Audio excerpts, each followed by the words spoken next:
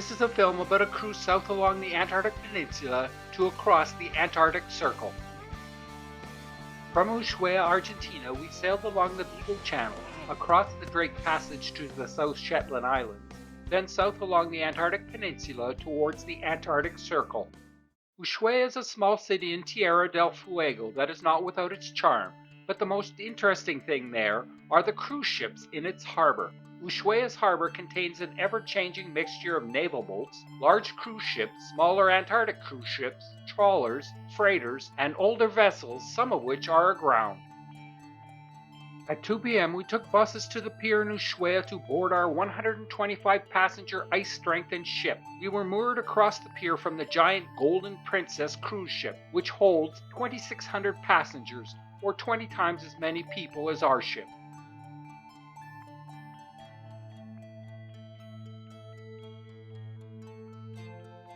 We cast off at 4 p.m. on the dot as the pier was busy and there was another Antarctic cruise ship waiting to dock. We sailed off down the Beagle Channel on our way to our first stop, the South Shetland Islands. In the Beagle Channel, we passed by the beautiful Le Soleil 264-passenger cruise ship owned and operated by the French company de Poignan.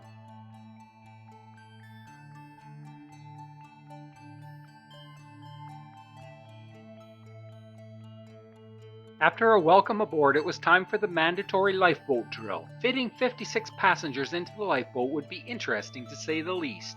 Where we'd sit was marked by bum-print seat markers. Soon after the channel pilot left us, we exited the shelter of the Beagle Channel and entered the open ocean to start our transit across the Drake Passage to the South Shetland Islands. The passage was rough and the boat rolled continuously, making it difficult to move about the ship without running into the walls, furniture, or fellow passengers. There were several seasick people.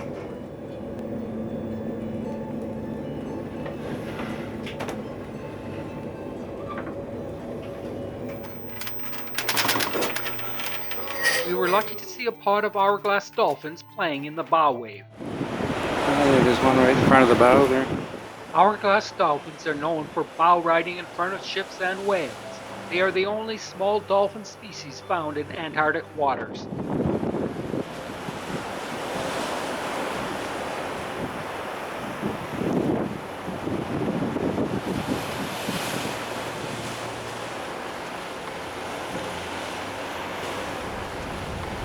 The sunset on this day of our voyage was very impressive indeed, especially given the albatrosses flying about. At 5 in the morning we arrived off Penguin Island in the South Shetland Islands and dropped anchor to visit this small island with its volcanic cinder cone and population of penguins and fur seals.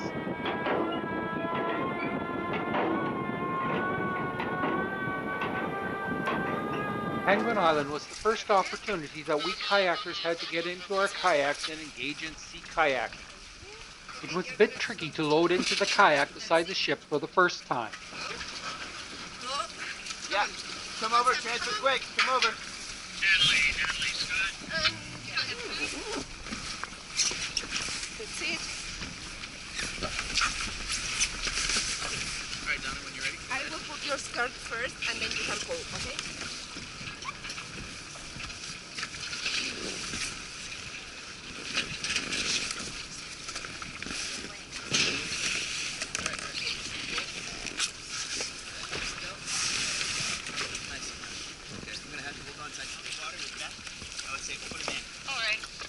Put them in beneath your sweat.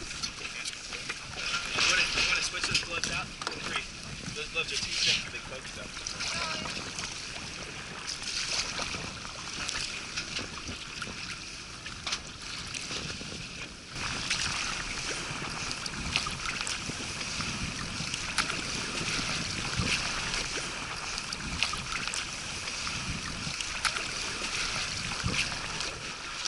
Those are big birds. Oh, they do. They're like turkeys. Oh, there's a seal. See? Straight ahead. Straight ahead. See it? Its flipper just came up. See it? Yeah. Yeah. They're chin strap penguins.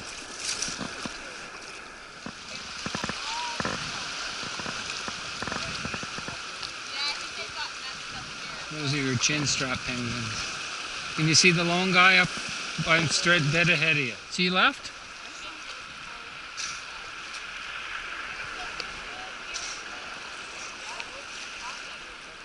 Alright Well, guys, I just want to reiterate what Gus said right there.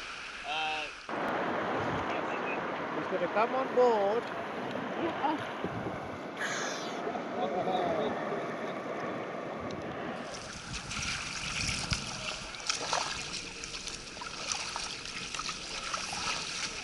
Okay, now we have to back up.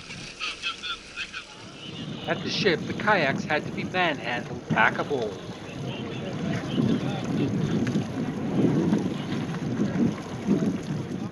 Having stowed the kayaks back in the ship, we took a Zodiac to the landing beach on Penguin Island. I saw like 4 or 5 of them hanging. Yeah, on the around the This is really out of the average, the weather. Arriving ashore, we were met by an ever-changing scene of giant petrels, chin-strapped penguins, and fur seals in constant motion.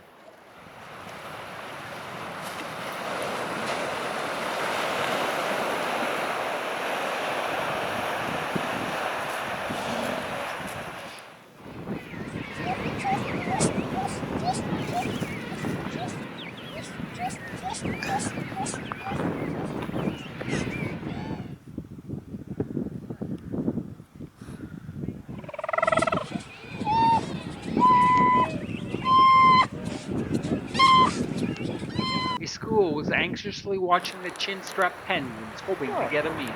I saw you guys paddling off. Yeah. I saw that look of terror on your face. Did you? Where the swells were. They were telling us the swells were coming. John?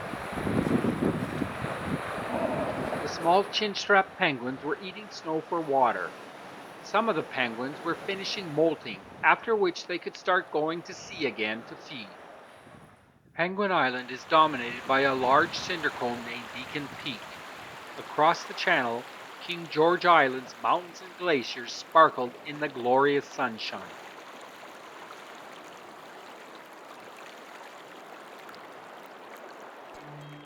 Leaving Penguin Island, we sailed south towards Port Lockroy in very strong winds and along straits full of humpback whales.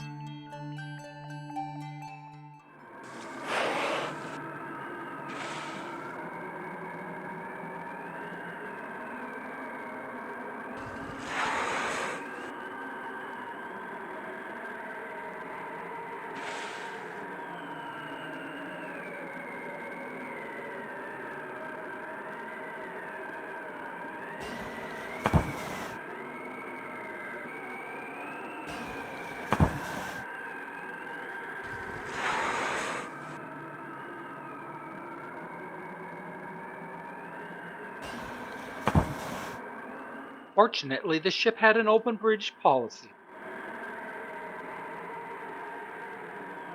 Krill are a key part of the Antarctic food chain. They feed on marine algae and in turn are a key source of food for whales, penguins, and seals. Unfortunately, krill fishing vessels operate in the immediate vicinity of penguin colonies and whale feeding grounds. To get to Port Lockroy, we'd sail down the Numire Channel, which is 16 miles or 26 kilometers long and about 1.5 miles or 1.4 kilometers wide. It separates Anvers Island from Wanakee Island, where Port Lockroy is located. As we were nearing the Numire Channel, we met the beautiful Le Soleil cruise ship just exiting the channel.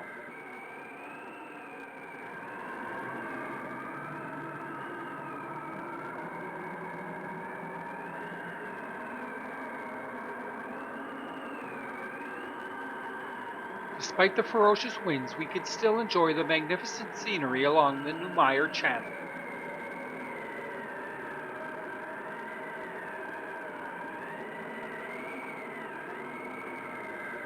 We arrived in Port Lockroy, which is a bay forming a natural harbor. An Antarctic base named Base A is located on Detaille Island in the bay. With the wind in this direction, we'd not be able to use our usual landing site, but we're forced to land over by the boat shed, which is a very difficult landing, usually very slippery and quite uneven. We were also expected to be a little bit rough. We first visited Baysay on Detaille Island and then shuttled to Jonglei Point on Weneke Island to see the whalebone remains from the whaling operations conducted in the early 20th century.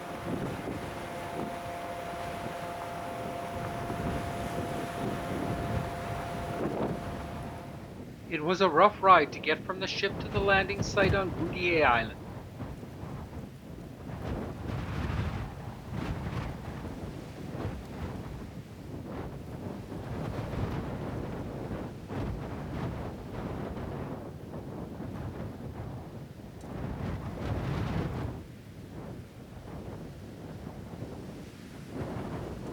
In 1944, during World War II, the British military established Baysay, which continued to operate as a British research station until 1962.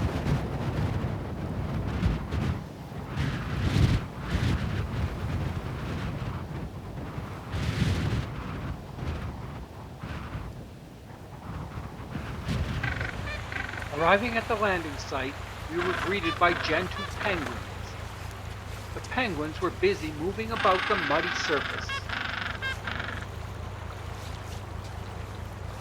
One of the penguins was feeding a newborn chick. However, as it was late in the summer, it is unlikely that this chick would survive.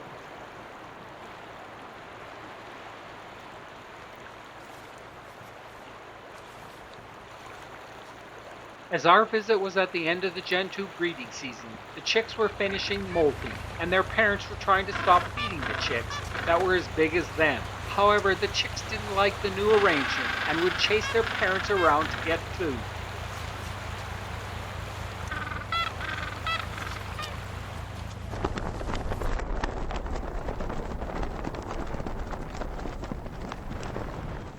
Port Lockroy is one of the most visited sites on the Antarctic Peninsula. The base is now operated in the austral summer as a historic tourist attraction, which includes the most southerly operational post office in the world.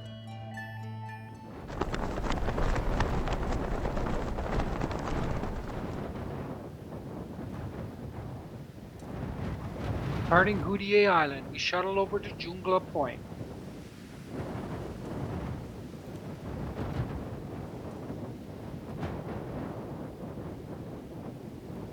Apart from watching the gentoo penguins weather the blizzard, the highlight at Jonglei Point was seeing the giant blue whale skeleton.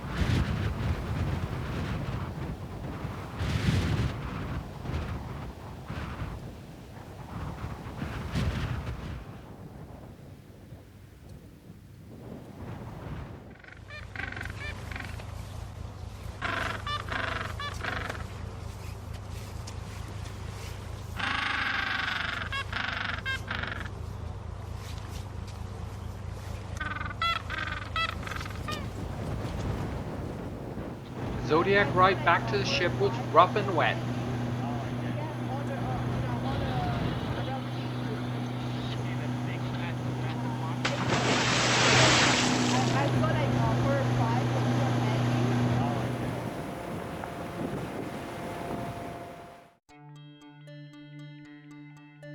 Departing Port Lockroy, we sailed south through the scenic Lemaire Channel to the Yellower Islands, with a stop at Port Charcoal. Soon we were nearing the Lemaire Channel, which is one of the top tourist destinations in Antarctica. It is sometimes called Kodak Gap due to the beauty of the channel enclosed by steep glaciated peaks.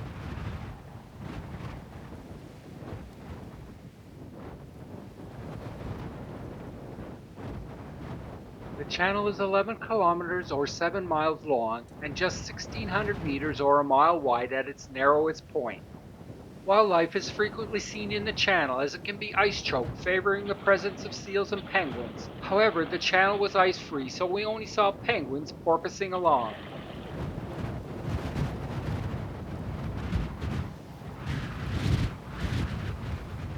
Exiting the Lemaire Channel, we stopped at Port Charcoal on Booth Island for a second chance to kayak.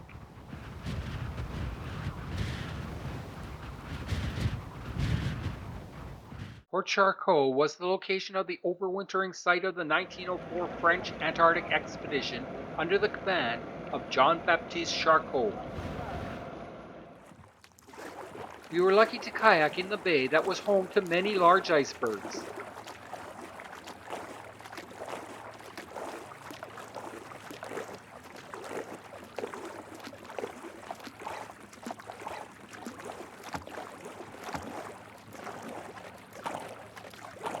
Nearing the shore, we got a good view of a mottled Weddell seal lying near a gentoo penguin.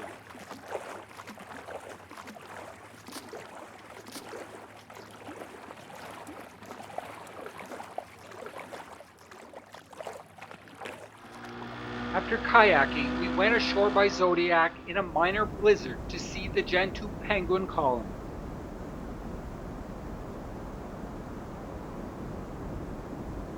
The gentoos were well adapted to the windy cold that was sweeping over the island.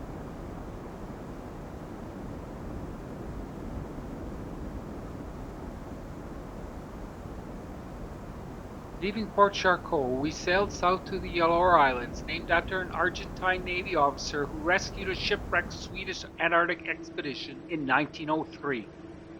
We kayaked around the Yellow Islands, which are a small group of islands and rocks. We were able to view shags, Adelie, and gentoo penguins and seals.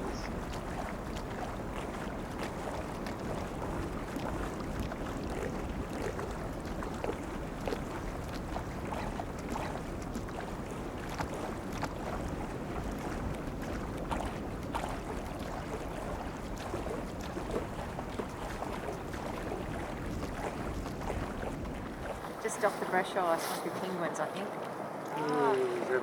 Yeah, they're just penguins. There's more penguins coming this way.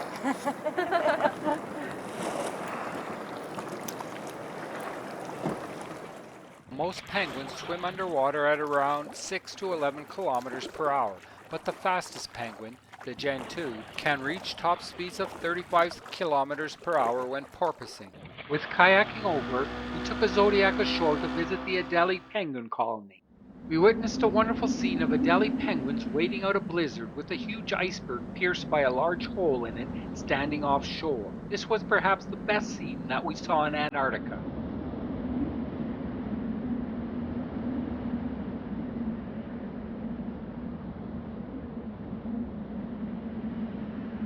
It was fascinating to watch a gentoo penguin persevere in its ascent of a rocky promontory despite slipping and falling several times.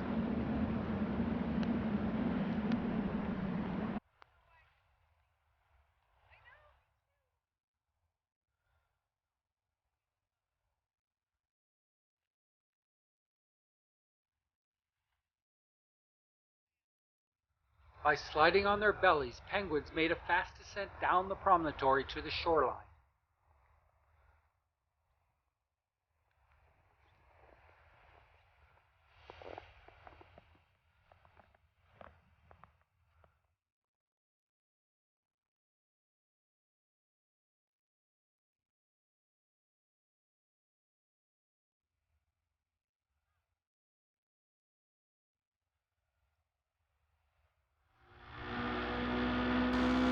Leaving the Yellow Islands, we passed by the 54-passenger ship MV Polar Pioneer, which was heading back north to Ushuaia.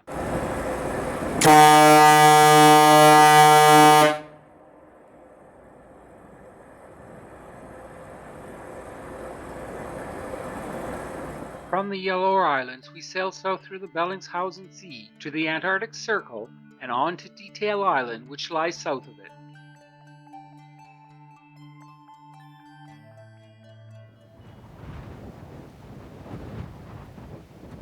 As we approached the Antarctic Circle, the ice coverage increased and concern began to mount whether we'd have enough time to get through the ice to Detaille Island before we'd be forced to turn around and start heading back north to Ushuaia.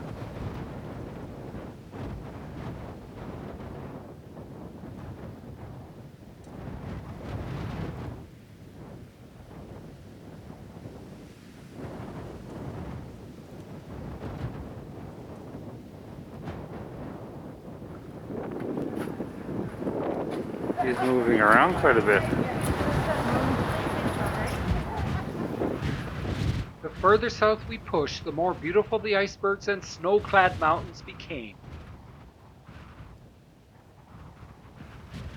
Most time, wildlife wasn't fazed by the passage of our ship, but occasionally animals on ice floes would react and seek the safety of being back in the ocean.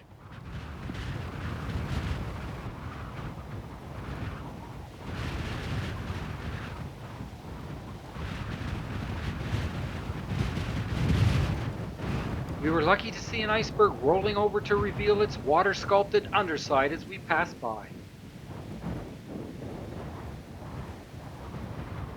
It was great to see our ship pushing through ice floes, but that slowed the ship down and further retarded our progress towards Detaille Island.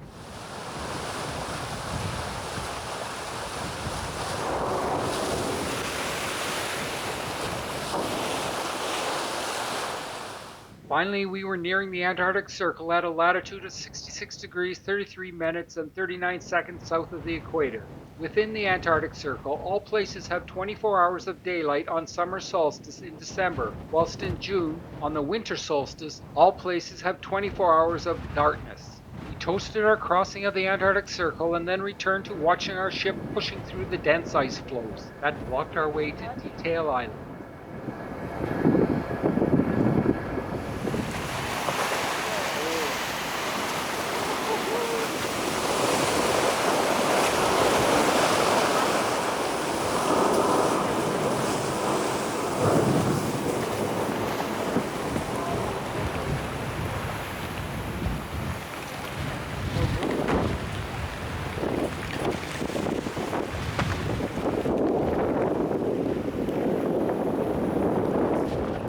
As our ship was not an icebreaker and was not particularly powerful, it was challenged when trying to push through the thickening ice floe, and so doubt began to creep in about whether we'd make it to Detaille Island. A Chinese couple wed south of the Antarctic Circle, but there was no stopping as we were running short of time to get to Detaille Island before we'd have to turn back north.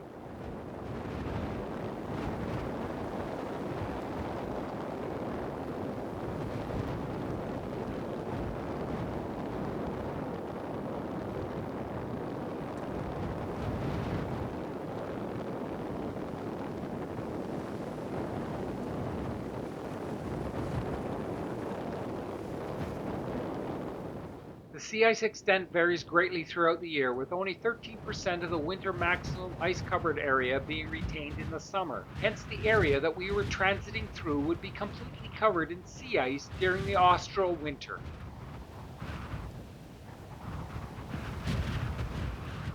The crab-eater seal is the most abundant seal species in the world, with population estimates ranging as high as 75 million individuals.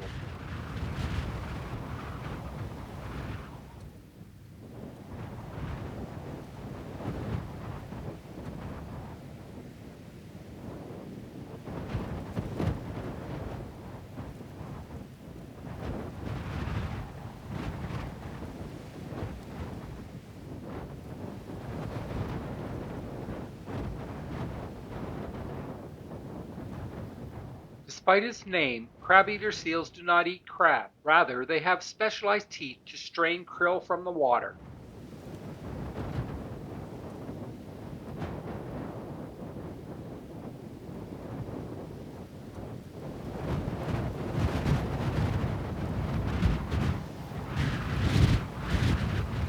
It was amazing to watch a seal using its countershading to effectively change its color from gray to white, which made it blend into the ice floe that it was lying on.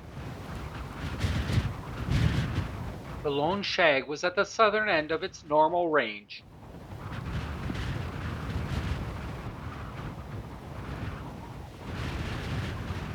Finally, after hours of pushing, Detaille Island hove into view under a sunny sky. It would be our final destination before heading back up north.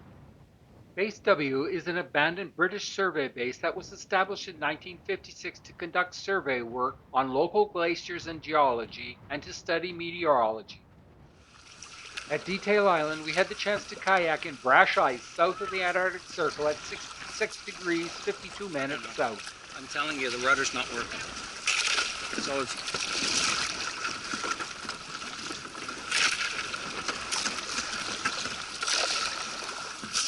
The rudder may be up.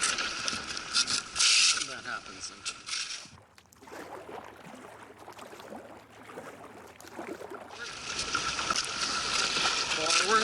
push against the ice, whatever it takes.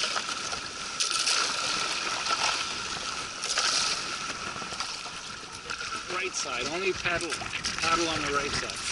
Okay, well it must be, the rudder must be out. I gotta check that, but let's just go forward a bit.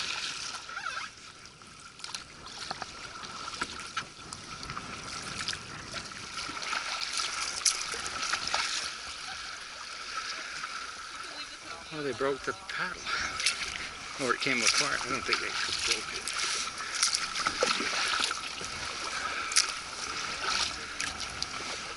See the seals? To your right? Right. The big lumps on the ice right there. Oh, look at these birds flying overhead. 2 skuas. I turn left, so only paddle on the right side. It was a wonderful time kayaking, capped by the sighting of seals on ice floes and the chance to see how far down icebergs extend underwater. Okay, I can't do much here, other than use some power and push through.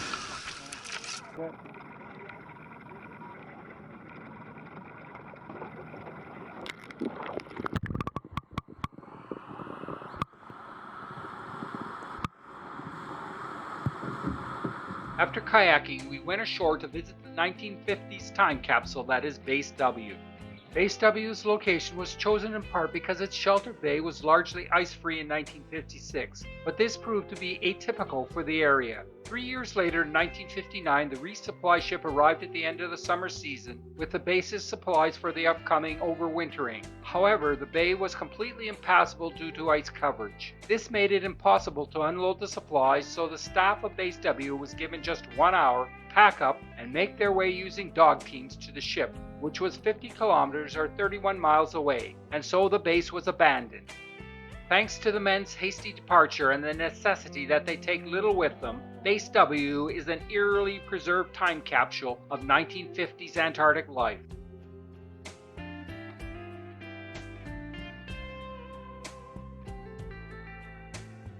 Soon our visit was over, and for better or worse, we returned from the mid-20th century ashore to the 20th century aboard our ship.